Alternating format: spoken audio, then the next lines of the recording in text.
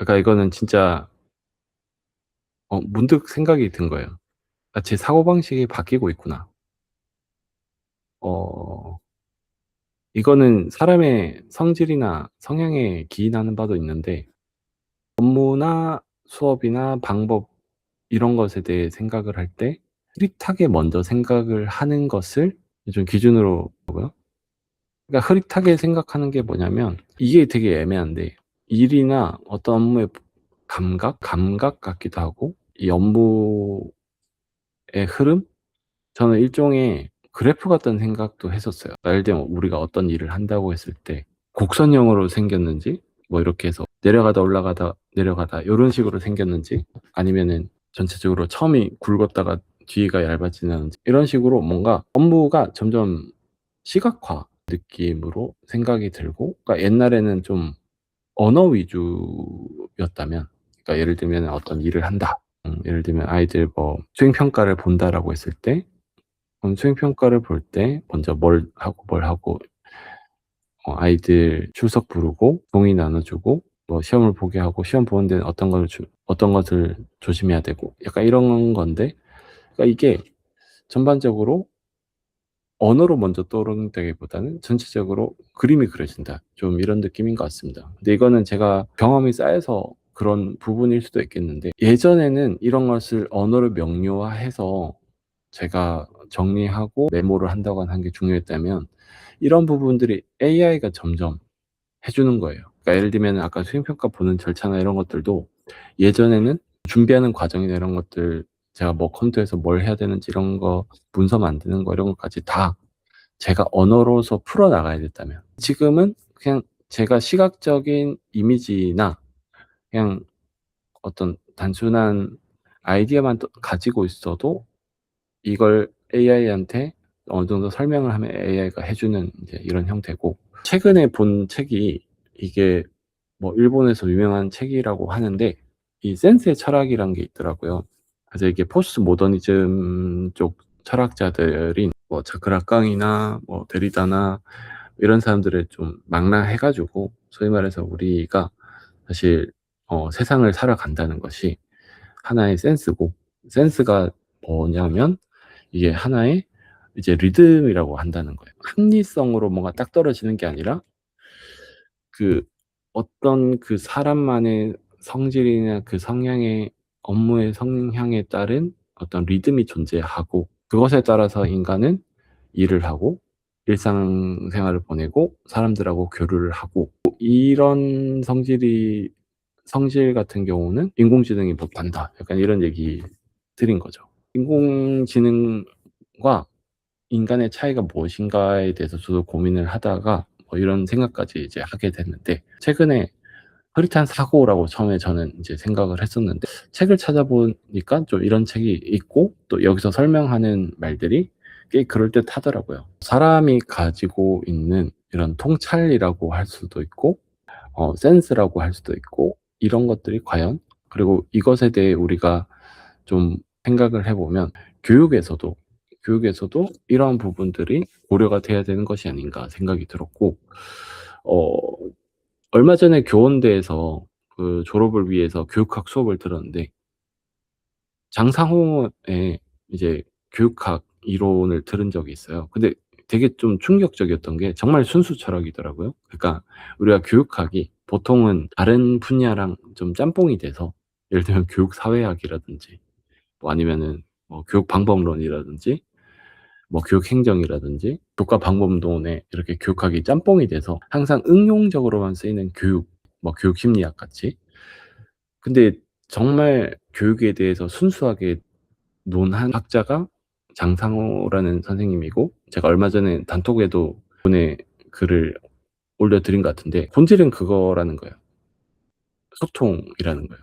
그러니까 지금의 교육의 관점에서 좀 더 이제 성찰을 해 가자면 '교훈들을 얻을 수 있지 않을까.' 생각을 한 게 정확성보다는 우리가 사람의 플루언트 한다는 개념이 학생이 가지고 있는 여러 본질적인 걸 끌어내는 거거든요. 그리고 이제 지식 그 자체보다는 지식의 적용이나 응용을 쪼끔 더 지식이 안 중요한 게 아니라 그러니까 지식을 하되 그 지식을 적용하고 응용하는 것을 키워야 되지 않나, 좀 그런 생각이 들었고, 특히 지식 같은 경우에는 이제 일반 사람들도 AI가 워낙 이제 좋다는 것을 아니까 지식 같은 경우는 정말 '내가 하고자 한다. 뭘 배우고자 한다.'라는 의지만 있으면 정말 대학교보다 더 잘 가르쳐 주잖아요.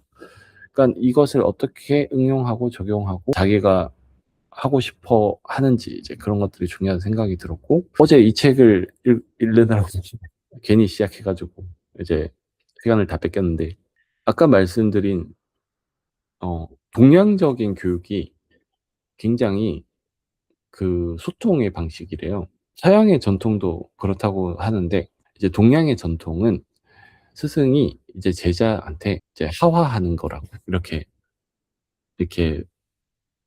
어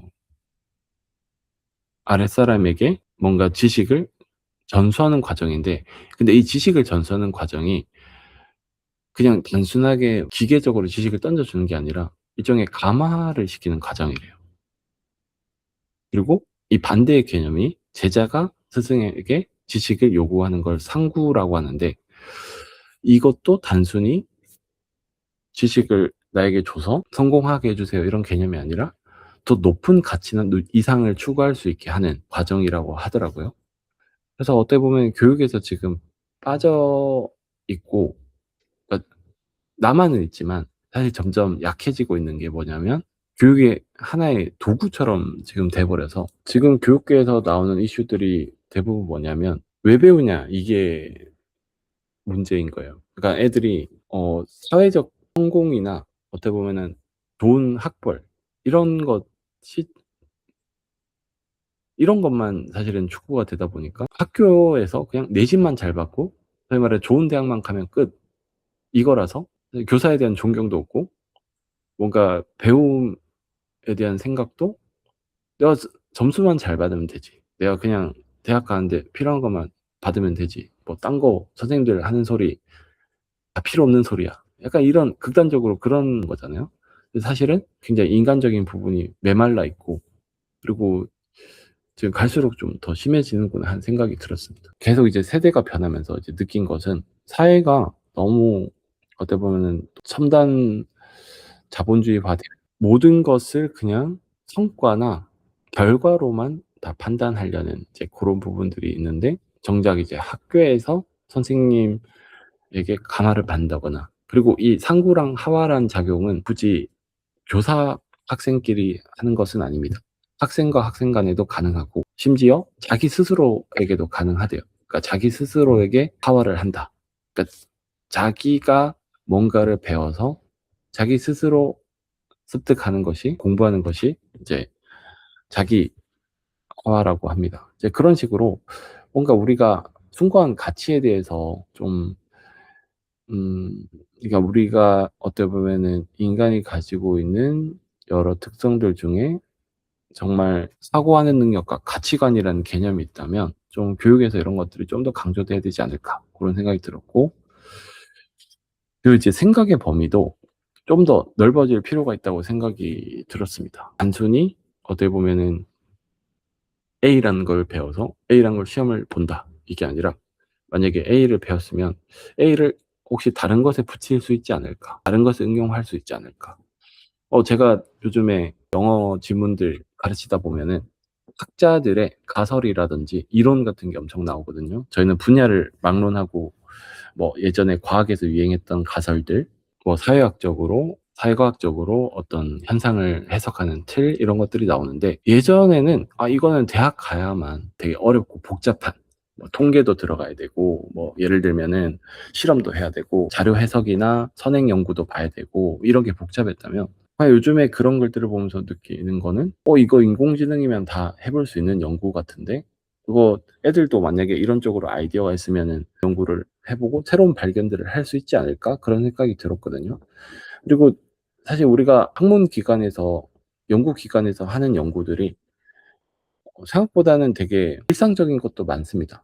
약간 막 엄청 거창하게 인류의 방향을 제시하건 엄청난 위대한 발견을 하는 연구도 있지만, 대부분은 되게 소소한 발견들도 많고 성별 차이 뭐 이런 거 따져보는 연구도 있고 그냥 단순히 어떤 하나의 요인이 다른 요인이 어떤 영향을 미칠까 이런 것들이 되게 많더라고요. 아이들도 선생님이 말씀하신 것처럼 체력을 위해서 수학 문제를 풀고 책을 읽고 하는 것도 분명히 필요하지만 결국 더 자기가 높은 수준까지 가기 위해서는 자기가 뭔가 하고 싶은 것들이 계속 생겨야 되고 그러려면은 이 배운 것들을 응용해서 아까 얘기했던 application of knowledge가 필요하지 않을까 그런 생각이 들었습니다.